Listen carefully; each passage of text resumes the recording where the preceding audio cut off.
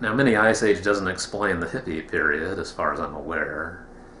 That was something else going on. But, oh, another sort of weird little example. There was a bigger mini ice age. So if the one at the end of the 1800s was sort of a mini ice age, then this one was more of a full-fledged mini ice age lasting more than a century. And that happened in the early modern period, kind of end of the Renaissance, early modern period, really throughout most of the 1600s, some of the 1500s. And interestingly enough, facial hair came on at that time too. Not, well,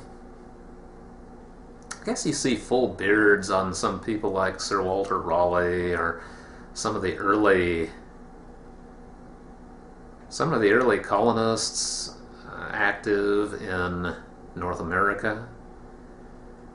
If you see old woodcuts of them or whatever. John Winthrop, I think, had a beard.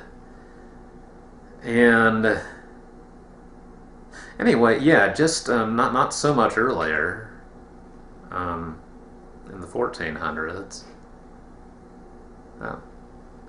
Yeah, in the 1400s all the way through the middle of the 1500s at least, like Henry VIII.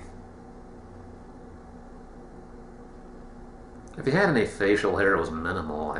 Well, I could be wrong. Anyway, before that time, you didn't see facial hair.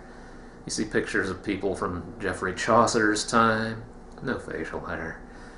And that was a warmer period in terms of world climate, and that's one of the reasons that the Vikings were able to colonize first Greenland and then actually Canada, as North America they actually got to.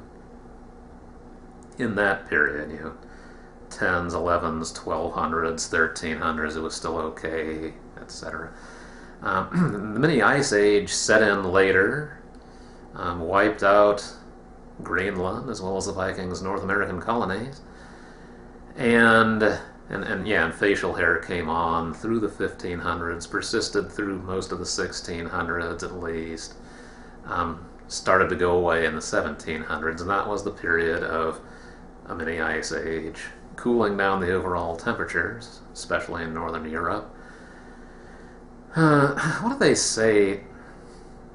I think I read somewhere that kind of the normal indoor room temperature in Mozart's time, and that would have been 1760s and 70s above 1780s, was about 65 degrees. So if we now think of room temperature as 70, 69, 71, whatever, somewhere around there, and we have air conditioning if it gets too warm, and we have centralized heating if it gets too cold.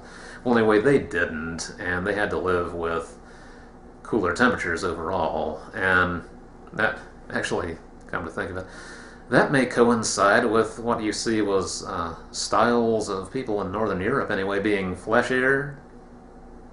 You think of Rubenesque women, well, from the time of Rubens, the painter, that was in the mini ice age, and it was an advantage to have some more flesh insulating you when you were dealing with colder outside temperatures and colder inside temperatures, as well as facial hair.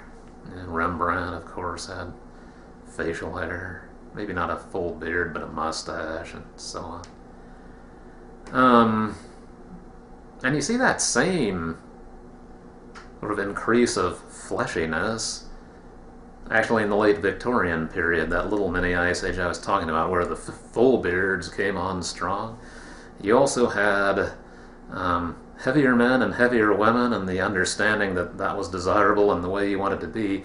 And of course, back in times before centralized heating, if you were a skinny little anorexic wisp up in Northern Europe, chances are you wouldn't make it through the winter. So anyway, times were different, but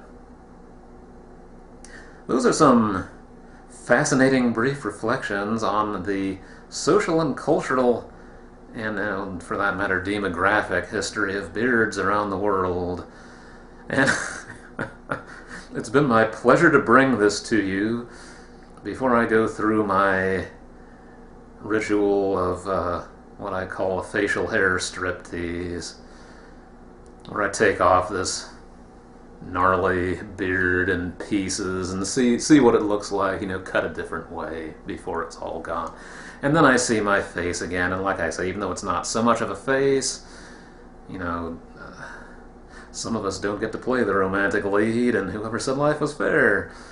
But anyway, I'm happy to see my face again, and so I'll be doing that over the next week.